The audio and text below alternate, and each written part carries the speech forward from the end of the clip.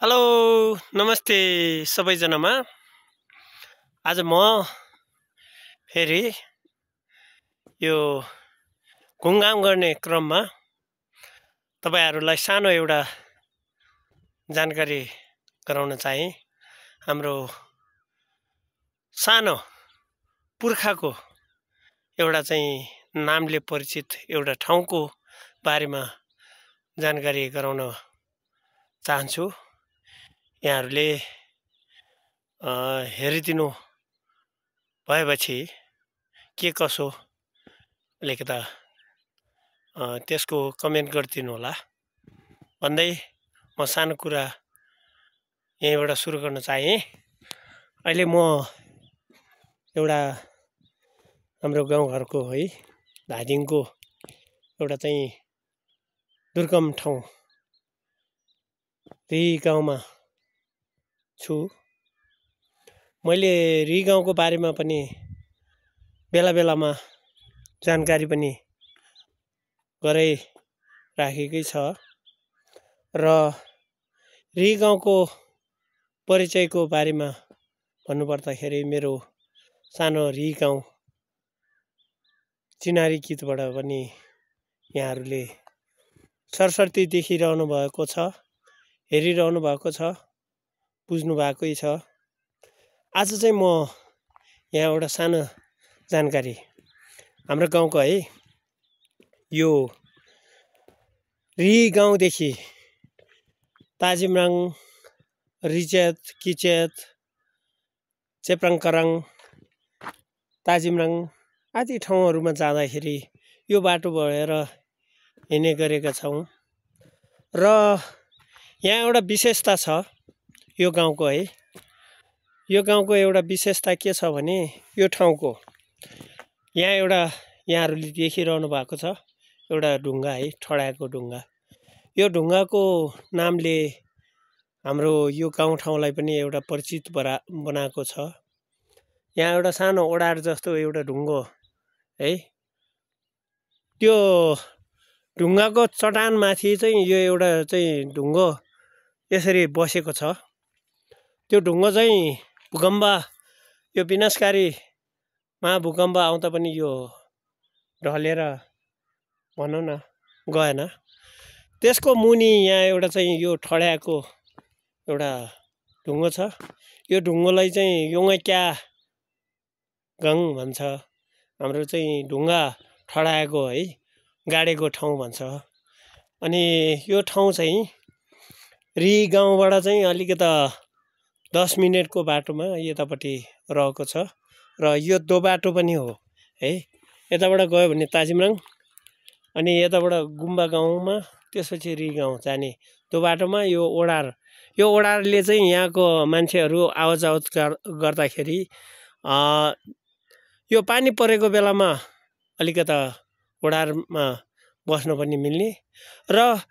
गर्मी महिनामा यताउता गर्दाखेरि यो ठाउँमा शीतल गरी बस्ने र आराम गर्ने चौतारा जस्तो पनि हो यो ठाउँ। अनि त्यसले गर्दाखेरि यो प्राचीन धेरै लामो समयदेखि नै यो हामीले थाहा पाउनुभन्दा अगाडिदेखि नै बाजुराको पालामै गाडेको रहेछ। अनि त्यसपछि यो युङ्बा भनेको तामाङ भाषाबाट ढुङ्गा अनि गाडेकोलाई चाहिँ क्याबा भन्छ, युङ्बा क्याबा गाङ भन्छ। र पहिला हामी सानोमा हुँदाखेरि त्यतिखेर है, त्यतिखेरको अब संस्कार अनुसार अहिले त अलिकता धार्मिक हिसाबले पनि अलिकता अरू धार्मिक हिसाबले पनि त्यो त्यति लागु छैन र यहाँ गुम्बा गाउँमा चाहिँ लामा हुन्थ्यो। हाम्रो यो वरिपरिको अहिलेको हालसालको 1 नम्बर वडा है, चोकी गाउँदेखि इबी गाउँ, रिचेत गाउँ, किचेत गाउँ, ताजिमराङ त्यहाँको मान्छे गाउँमा कोही कसैलाई बिरामी अनि बिरामी पर्दा अथवा बिरामी मात्र होइन मान्छे बितेर जानकारी दिनु पर्यो भने यो गुम्बा गाउँबाट आएको लामाले हैन, लामा लिन जान्थ्यो मान्छे बितेपछि अनि त्यसको संस्कार के अरे अन्तिम संस्कार गर्ने बेलामा अनि यो डाँडामा आइपुगेपछि यहाँ आएर यो डाँडामा आइपुगेपछि के हुन्थ्यो भने यहाँबाट ढ्याङ्ग्रो बजाएपछि अनि शङ्ख फुक्थ्यो के शङ्ख पनि फुक्थ्यो अनि ढ्याङ्ग्रो पनि बजाएपछि यो वरिपरिको मान्छेहरूले चाहिँ भनौँ न यो अघि नै भने यो साबिक यहाँतिरको मान्छेहरूलाई चाहिँ ल फलाना एक ठाउँमा हाम्रो गाउँमा चाहिँ मान्छे बितेछ है भनेर जानकारी हुन्थ्यो अनि एकले अर्कोलाई एक कान दुई कान हुँदै मैदान भएर सबै गाउँको मान्छेमा त्यतिखेर खेतबाली लाउँदाखेरि जानकारी गराउँथ्यो अनि कामसाम बन्द गर्थ्यो के त्यतिखेरको संस्कार अनुसार अनि त्यसरी नै जानकारी गराएर चाहिँ कुन ठाउँमा भनेर चाहिँ एक अर्काले अर्को ठाउँमा थाहा पाउँथ्यो